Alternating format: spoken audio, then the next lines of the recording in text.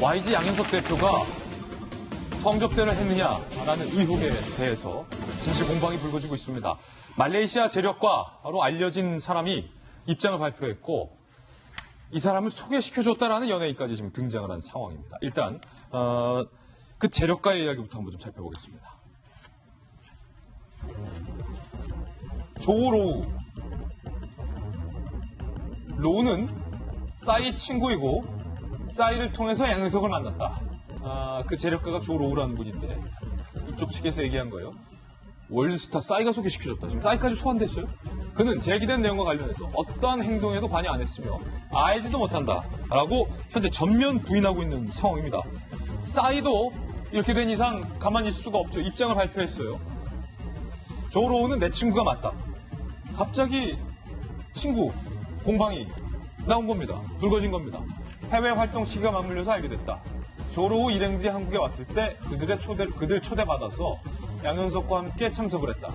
함께 식사하고 술 마신 후 먼저 자리에서 일어났다라고 얘기를 했는데 지금 김변 박사님, 네. 그럼 싸이도 그 자리에 있었다는 거네요? 그러니까 만나긴 했던 것은 맞는 것 같습니다. 뭐 현석이 형이라고 얘기를 하게 되면서 어느 정도 당연히 친분이 있기 때문에 조로우와의 관계도 인정을 하게 된 것인데요. 그럼 싸이, 양현석, 조로우가 네. 그 25명의 여성들이 있었다는 그 자리에 함께 있었던 건 맞다. 그러니까 식당에서 식사를 했고 지금까지 제기된 의혹에선 그 자리에서도 뭔가 정말 부적절한 일들이 있었다라고 주장하는 사람이 있는가 하면 그 뒤로 2차가 이어졌다라고 얘기하고 있는 공방들이 좀 있기 때문에 사실관계는 필요한 것 같고요. 일단은 만남이 있었다는 겁니다. 만나긴 만났다. 싸이 박지상 씨가 얘기하고 있는 부분은 본인의 해외 진출 시기에 맞물려서 조로우를 알게 됐다는데 우리가 잘 알고 있는 그 유명한 강남스타일이 앨범이 발표된 게 2012년입니다.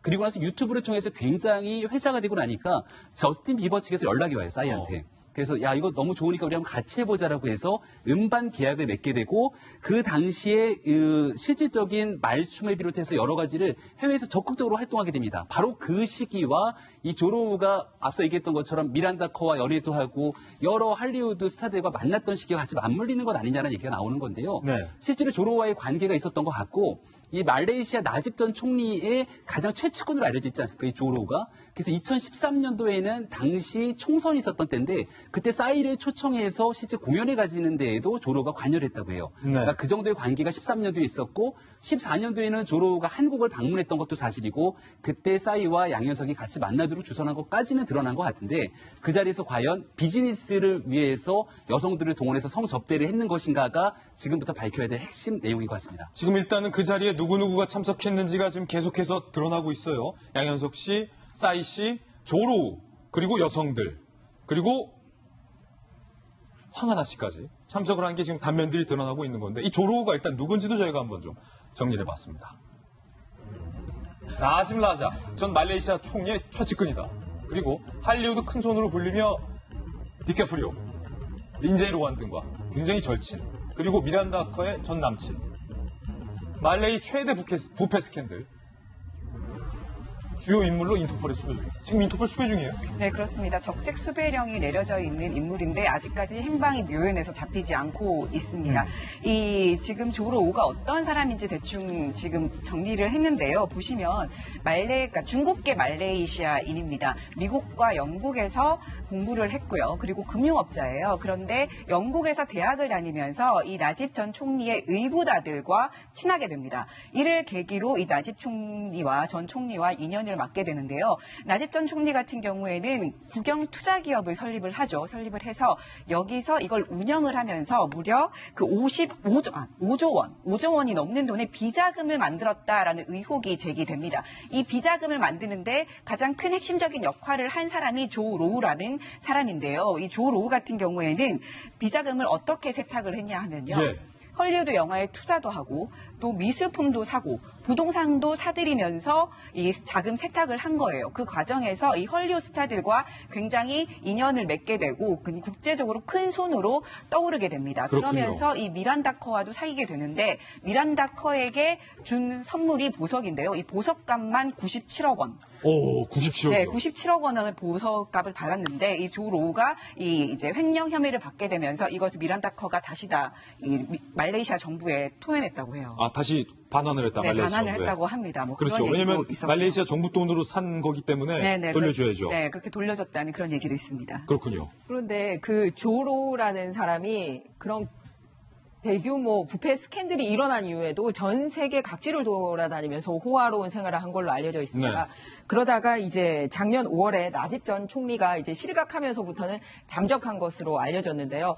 놀라운 거는 이번에도 저렇게 인터폴 수배받고 있는 사람이 변호사 통해서 자기 입장 언론에다 밝히고 이런 행동을 하고 있는 게 아니 누가 뒤를 봐주고 있어서 그런가라는 생각이 그러게요. 듭니다. 그런데 이렇게 등장인물이 화려해질수록 자꾸 우리가 본질을 놓치지 말아야 된다라고 생각하는 게 뭐냐면 등장인물은 화려한데 법적으로 거는 거는 다 뭐 성매매, 뭐 알선이라든지 그냥 성매매 접대받은 이 정도로만 자꾸 국한되는 느낌이 있어요. 그러니까 굉장히 중대 범죄이긴 하지만 더 크게 우리가 봐야 됐던 부분이 뭐냐면 마약을 어떻게 불법 거래를 했는지 그거를 통해서 지금도 새로운 피해자들을 만들고 있지는 않는지 그다음에 두 번째 그 과정에서 권력의 비호는 없었는지 이런 부분에 대해서는 그 수사 과정에서 다 빠지고 기소 항목에서도 다 빠졌었단 말이에요. 예. 그래서 그거를 추가로 검찰에서 수사를 하겠다라고 얘기를 했는데 그런 본질은 빠지고 자꾸 등장인물만 뭐 사인에 존 로운에 이런 식으로 화려하게 예. 가면서 원래의 본질을 흐리는 방식으로 가서는 안 된다라는 얘기를 드리고 싶습니다. 맞습니다. 그 본질을 규명해내기 위해서 경찰이 수사 중인데 YG 관계자를 통해서 경찰이 매우 유의미한 진술을 확보한 것이 확인됐습니다. 바로 이건데 YG 사업 관계자가 경찰에게 얘기했다는 거예요. 김영주 의원님, 당시 그 양현석 대표 측이 유흥업소 여성들 부른 것은 사실이다라고 YG 관계자가 인정을 했고 여러 군데 유흥업소 여성들이 불려 나왔다. 그러면서 실제 성관계가 있었다면 그건 서로 간에 자연스럽게 이루어진 일이다. 뭔가 한 발 빼는 뭔가 이런 성접대가 처음에는 절대 없었다 모른다라고 얘기를 하다가 경찰 조사가 이루어지니까 뭐 성관계가 있었을 수도 있겠죠. 그렇다면 뭐 예를 들어서 소위 한 자락 밑에 깔아두는 그런 느낌이 좀 들어요. 실제로 여기서 중요한 건 주체인 것 같습니다. 그러니까 서로가 말이 바뀌는 것은 조로가 주최한 자리에 가봤더니 여자가 있었고 우리는 그냥 친구로서 같이 앉아있다 왔다라는 거고 지금 현재 우리가 보고 있는 것은 양현석이 조로를 접대했다. 이게 완전히 다른 얘기거든요. 예. 사실은. 그렇기 때문에 성관계가 이루어졌다는 것을 인정한다는 건 자기네들이 기본 구도상 저쪽에서 와서 우리를 역으로 접대시켜서 그 상태에서 나는 빠져나왔지만 자기네들끼리 성관계하는 건 나하고 상관이 없다. 그런 주체가 얘기죠. 누구냐 놀라요. 네네네. 그래서 만약에 내가 접대하기 위해서 여성을 불러서 성관계가 이루어졌다면 그는 성매매고 뇌물이고 그렇게 되는 것이기 때문에 그런 면에서 입장이 완전히 다르다고 저는 생각이 듭니다. 예, 굉장히 예리한 지적까지 저희 들어봤습니다.